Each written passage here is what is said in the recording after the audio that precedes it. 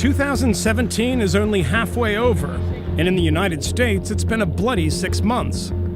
There have already been more than 8,000 shooting deaths and more than 16,000 gun-related injuries, according to the watchdog group Gun Violence Archive. In Chicago, the violence has been so intense that President Trump announced at the end of June that he's sending in the feds. About 20 ATF agents armed with ballistics technology that can help solve gun crimes. It's a tool that already seems to be working in the places where police have the resources and commitment to embrace it. 8311, we have a pursuit eastbound California towards Redding. His vehicle is on the way to sell the informant heroin in her car. I think they stick in that right car. See him? Got him? When I came on, like if you recovered a firearm, it was a big deal. When somebody got shot, it was a big deal. That's him. But now like 25, 28 years later, motherfucker, it happens multiple times a night. Hands down by your ass. In 2015, gun crimes here reached a peak. 479 were committed that year. The number dipped in 2016, but already this year the force is seeing gun crimes tick up again. I don't think I've seen a fist fight for years. You know, I remember when I came on, people used to fight, and now everybody just grabs a gun, so. Go inside, girl! Ready? Apart from fighting the gun problem on the ground, Cincinnati is also using a tool that's less action and more CSI. It's called the National Integrated Ballistics Information Network, known as NIBIN. So once we hit the button, it tells us all the suspects that were involved in the different crime scenes that the casing matches up to. A database of bullet casings run by the Bureau of Alcohol, Tobacco, and Firearms. This is the firing pin impression. Every gun leaves unique identifying marks on a casing. Kind of the fingerprint of the gun.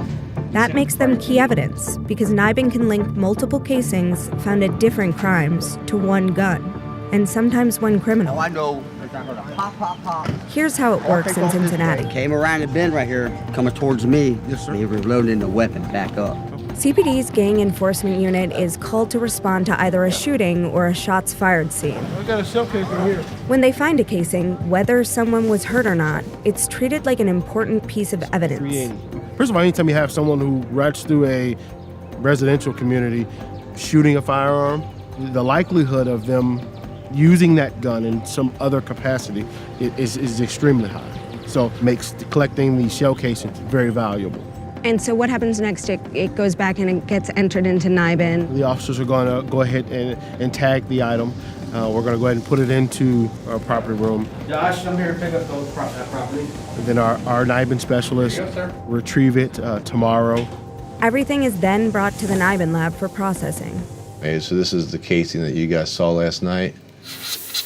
There, casings are cleaned and entered into a system that creates 3D images. We're going to find the area we want the algorithm to analyze. They're sent to a correlation center, where they're compared to casings found at other crime scenes for matches. We did get a NIBIN hit. That data is sent back to the cops, and detectives will follow up on any potential hits. So that one firearm was linked to 1, 2, 3, 4, 5, 6, 7, 8 crimes. After years of trial and error, Cincinnati's NIBIN process is a model for others. Police departments come to them for training. We had 426 people shot in Cincinnati last year. We didn't have 426 individuals each pulled the trigger once. We've got 40 to 50 that repeatedly pull the trigger. They shoot 2, 3, 4 individuals before we can finally put a case on them. So how do you measure success with NIBIN? Well, we know that NIBIN played a large role in our shooting reductions for last year. We were one of the few large Midwest urban cities that had a reduction in both homicides and total shootings. Cincinnati's NIBIN process is a success, but it's been a challenge to implement here and in police departments across the U.S. There are less than 180 machines nationwide. Machines cost as much as $250,000 to buy, and using them correctly requires a mindset shift from cops, who tend to think of bullet casings as trash and the CSI stuff as boring. It takes somebody describing it to you and then seeing it. Those are just some of the challenges ATF has faced as they try to widen the NIBIN network.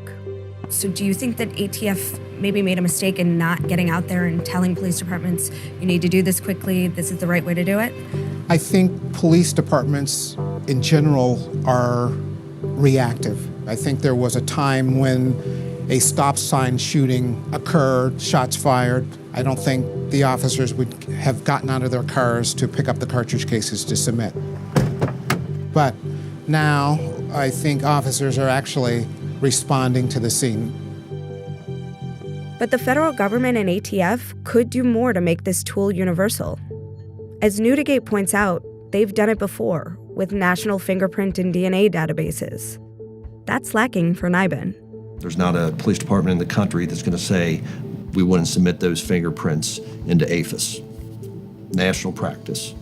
We get DNA at a crime scene, everybody's going to submit that into CODIS, but we are not submitting that ballistic trace evidence into NIBIN. At some point, it's got to be standardized practice.